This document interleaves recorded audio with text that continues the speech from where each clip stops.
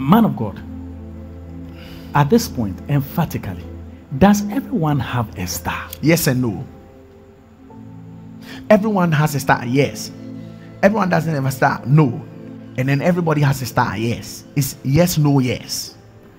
Help my understand. Now, everyone has a star because on the day that you were born and on the day that you were conceived, and that is the mystery about it. The day you were born, the day you were conceived, conceived.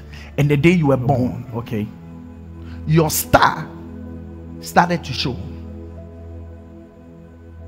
in the reality of God's dwelling and in the reality of where you were dwelling. In the reality of God's dwelling, yes, and in the reality of my dwelling, yes, my star, yes, gained expression on the day I was conceived, the day you were conceived, and on the day I was born. Yes. Now, this is what we are talking about. Okay. When your parents had intercourse, sperms were released. Yes. 1 billion sperms. Yes. Your mother laid eggs, and your mother's eggs chose you. Please come again. When now, this is the first time I'm hearing. This is the first time I'm hearing that phrase. That's why I said come again. Okay. During sexual intercourse, yes, it is the eggs that chooses the sperm that it wants to fertilize with. I see. There is a magnetic pool that rejects certain eggs and attracts certain eggs in terms of sperms. Okay. So the billion sperms that have been injected into your mother has also laid eggs. Yes. Then the eggs will choose out of the billion sperms which of them it wants to fertilize with. I see. So sex of a child is actually now in debate, as in whether it is determined by the mother or is determined by the man. By reason of the eggs that have been laid, it is fundamentally determined by the man. But by reason of the attraction of which of the sperms to fertilize with, it is determined by the woman. I see. By way of the eggs that were laid. Okay. And the nature of the egg. So each egg that has been laid within the womb decides which male sex cell to fertilize with. Wow. So it repels others and attracts others. Okay. And the one it attracts gets fertilized. And sure, because the male is producing an XY chromosome and the female is producing XX, now depending on the kind of fertilization that we have by way of the chromosome coming together, okay, we will now be able to produce either a male or a female and what have you. Now, from that point, the moment you were conceived, when the eggs get fertilized, all stars are in wait. From fertilization to implantation, that is to say, the fertilized cell finds its way and residence into your mother's womb. Okay. When that happens, that is the first time your foundation has been set and the stars sing their first song. The star that you are shines amongst all the stars at the point of conception. That is what is meant by you have been begotten. To begat is not to put to birth. To begat is to conceive. So every time you read you have been begotten, it simply means you are now left with a process of maturity to undertake. Okay. So to be begotten is to be implanted in the womb. To be born actually has two dimensions: the actual pushing forth and the implantation in the womb. The implantation in the womb is the beginning, or the conception is the beginning of your being begotten. Then when you are pushed out, it is the climax of your being begotten. So 9 months you were begotten within the wombs of your mother, within the womb of your mother. Yes. By reason of conception. Okay. Now, when we read the book of Job, the chapter 3, hear what it says. Let's start from verse 3. He said, Job, even in verse 2, Job chapter 3, the verse number 2. And Job spake and said, let the day perish wherein I was born.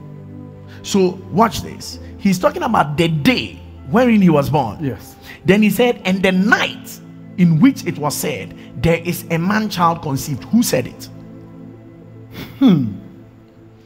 Your father and your mother didn't even know that you had been conceived. Precisely. And even with all our advanced technology, we don't know when we conceive. And we would even have to take 2 weeks or 3 weeks, sometimes a month, to validate that your wife is actually pregnant.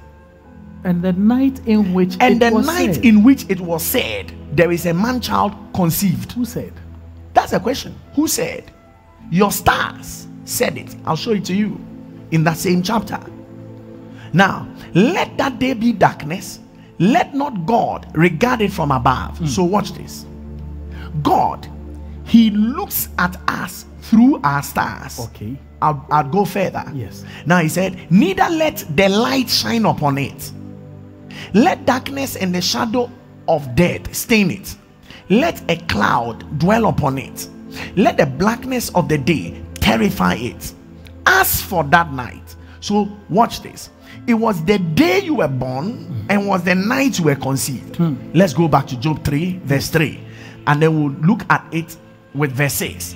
He said, let the day perish wherein I was what? Born. So you were born in a day. Yes.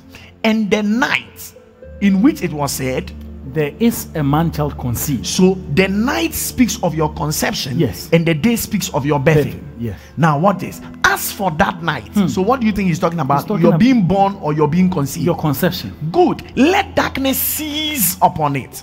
Let it not be joined unto the days of the year. Let it not come into the number of the months. Lo, let that night Conception. be solitary. Let no joyful voice come therein. So I told you that there was singing. Yes. I would explain the singing that actually took place with your conception. He said, let them curse it that curse the day, who are ready to raise up their mourning. Verse 9. Let the stars of the twilight thereof be dark.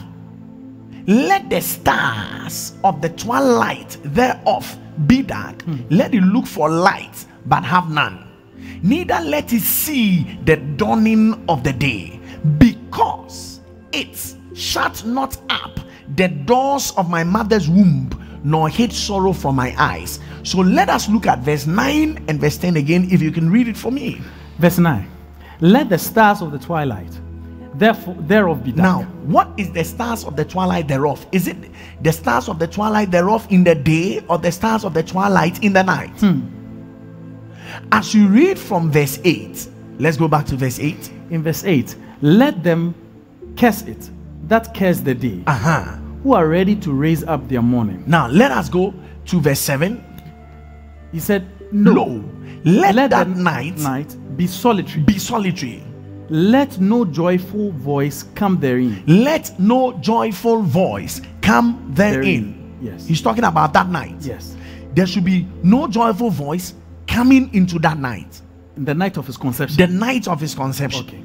Then in verse 9 he said, let the stars of the twilight thereof be dark. Okay. Let it look for light, but have none. That is coming into the day, yes. Maturing into the day. Yes. Neither let it see the dawning of the day. So what we term 9 months is actually a night and a day. Yeah. Wow. The whole 9 months of your conception experience on earth. On earth. It's a day. In the spirit realm, it's a day and a night. Oh my. So you were conceived in the night. Then you were birthed in the day. Yes. That makes it a 24-hour day. And I would explain why it's 24 hours. Okay.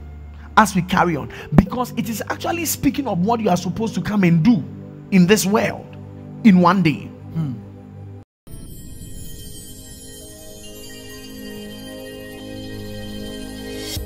Pastor Obed, always a blessing.